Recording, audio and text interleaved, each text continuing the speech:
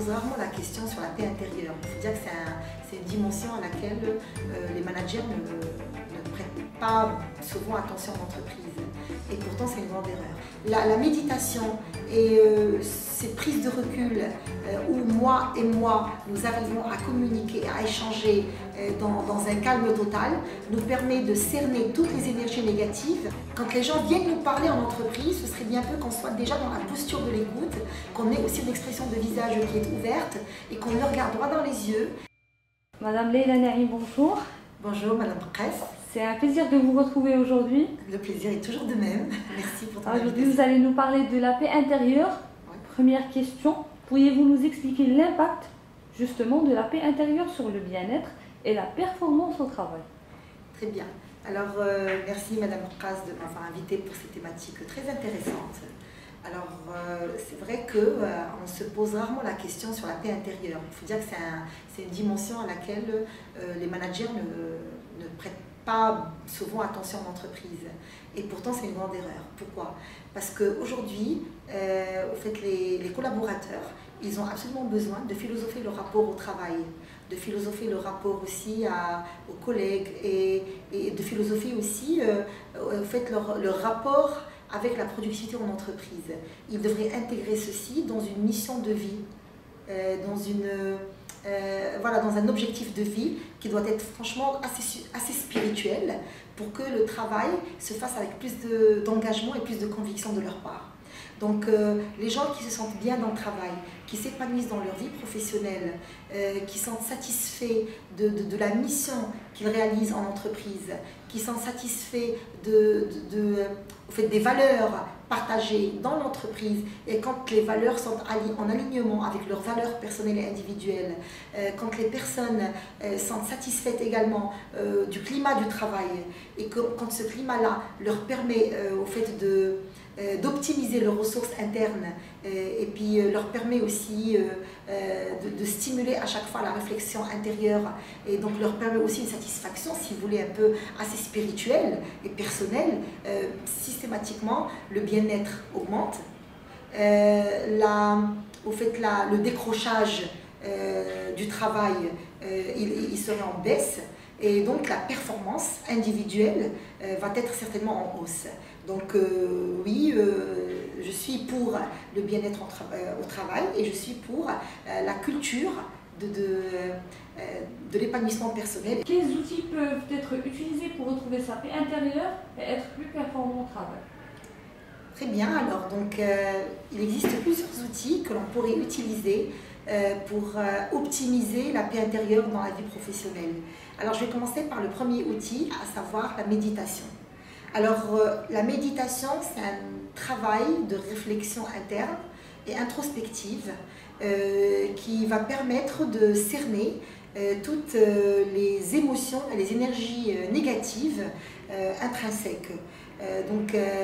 On serait à chaque fois amené en entreprise à prendre des décisions, certainement, et que ces décisions-là, des fois, ou alors on a un peu une difficulté à prendre du recul par rapport à tout le vécu de l'entreprise et à toutes les énergies négatives des fois, et des fois même toxiques, qui nous entourent dans l'entreprise.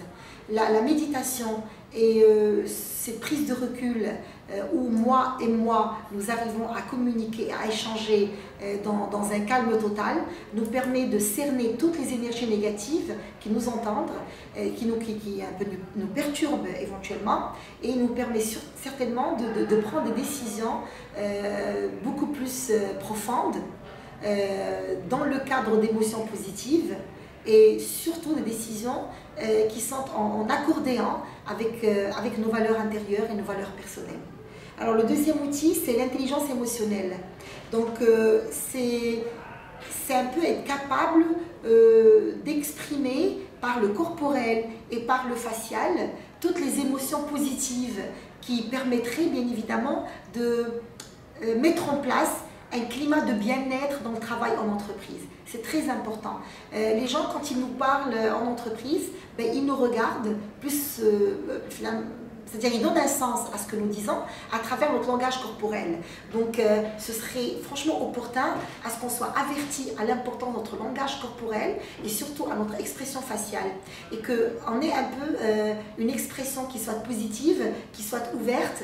Et quand les gens nous regardent ou alors ils auront à partager des choses avec nous, ce serait un peu bien qu'ils voient sur notre visage beaucoup d'émotions positives. Quand on dégage de l'émotion positive, ben, les gens nous reflèteront, vont nous refléter sur notre image et on aura aussi de l'émotion positive finalement en feedback et ça va certainement aussi rehausser le bien-être en entreprise. Troisième outil, c'est la présence. La présence, ce que je veux dire par ça, c'est maximiser ma concentration dans la vie professionnelle. Donc ça c'est un outil très important, ça veut dire qu'il devrait y avoir un exercice personnel que l'on pourrait mener soi-même et dont l'objectif est d'évacuer toutes les pensées négatives, certainement, mieux encore, toutes les pensées farfelues ou alors les idées qui nous apportent absolument rien. Ça encombre la mémoire. Voilà, quand moi je vais faire attention à ce que dit ce collaborateur derrière mon dos, quand je vais prendre en considération cette expression faciale ou corporelle d'un autre collaborateur, quand je vais beaucoup plus faire attention aussi à peut-être bien en fait à des commérages à droite ou à gauche que, voilà, qui émanent d'un collaborateur ou d'un autre, ça va encombrer ma mémoire et ça va certainement faire en sorte que ma concentration ne serait jamais optimale, alors que j'ai franchement un travail très intéressant qui me passionne et que j'ai beaucoup à faire et à réaliser dans les deadlines. Donc l'exercice sur la mémoire va permettre certainement de se concentrer sur les choses qui sont intéressantes, les choses qui sont motivantes, qui sont pertinentes et qui pourraient avoir de l'impact directement. Et donc évacuer de notre mémoire toutes les pensées négatives, à la limite toxiques et qui ne servent absolument à rien. Alors un autre outil que je propose aujourd'hui, c'est l'écoute. L'écoute est très importante. Ça serait bien un peu d'exprimer aux autres quand ils nous parlent.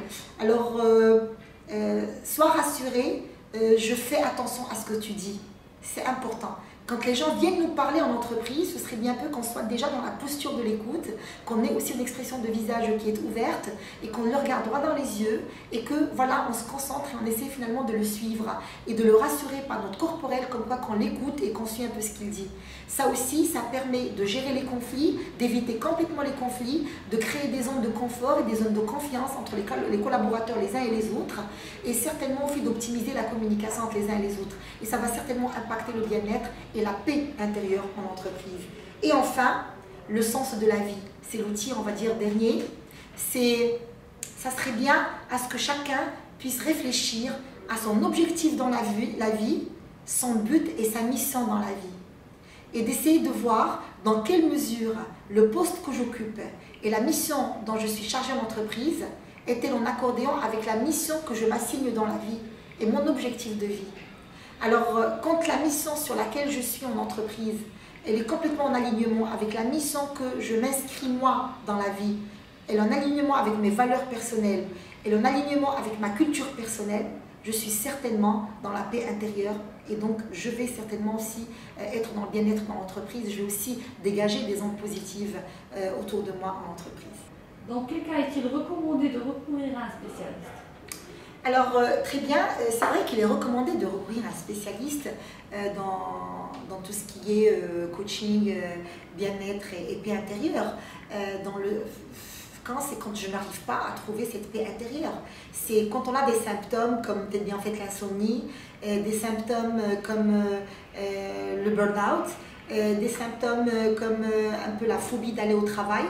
Ou alors, une fois qu'on est dans le travail, on se sent complètement démotivé, on n'a pas envie de travailler, on n'a même pas envie de rencontrer les collègues et les collaborateurs, on n'a même pas envie de se rendre sur les lieux du travail, qu'éventuellement on a des problèmes dans la concentration, on a aussi des problématiques éventuellement à se situer dans les objectifs de l'entreprise et à se situer aussi dans les missions de l'entreprise, quand on n'arrive pas à donner un sens à notre mission et à nos actions quotidiennes. Donc quand les uns et les autres nous arrivons à avoir ce type de feeling dans l'entreprise, c'est que nous ne sommes pas dans la paix. Et donc il n'y a pas un bien-être, je ne m'épanouis pas dans ce travail, je ne sens pas que ça me donne de l'élan. Alors à ce moment-là, il serait opportun un peu de recourir à un spécialiste qui va nous aider un peu à nous recentrer sur les choses prioritaires, essentielles dans notre vie. Donc un accompagnement en fait bien-être, c'est important parce que ça va nous apprendre à être sur un peu la méditation. Ça va nous aider à méditer nos valeurs, à méditer notre mission, à méditer nos objectifs, aussi à philosopher finalement notre rapport au travail, et puis à voir dans toutes les activités quotidiennes que l'on fait en entreprise, lesquelles finalement sont pour nous, elles sont prioritaires, elles ont un sens, et lesquelles n'ont pas de sens. Mais également par rapport à nos rapports et nos relations d'entreprise, quelles sont les relations qui pour nous elles ont un sens, et quelles sont les relations qui pour nous éventuellement n'ont pas de sens. C'est-à-dire qu'un accompagnement par un spécialiste dans le sens du bien-être et de l'épanouissement personnel, c'est très très important dans la mesure où ça nous permettrait carrément de mettre un sens sur notre objectif en entreprise, notre mission en entreprise et surtout notre existence en entreprise. Et ceci, c'est très important pour se réaliser en entreprise.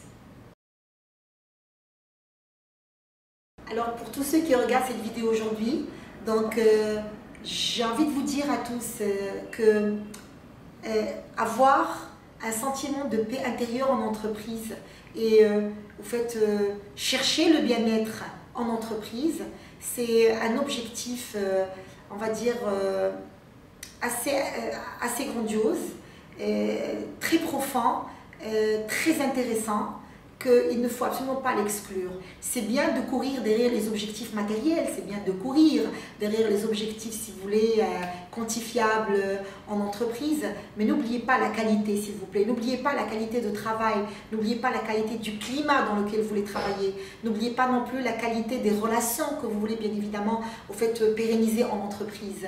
Le travail sur la qualité du milieu dans lequel vous aurez évolué, les qualités de relations et puis de toutes les énergies dans lesquelles vous aurez à évoluer, elle est aussi importante aujourd'hui que les objectifs quantifiables et mesurables dans le temps et dans l'espace.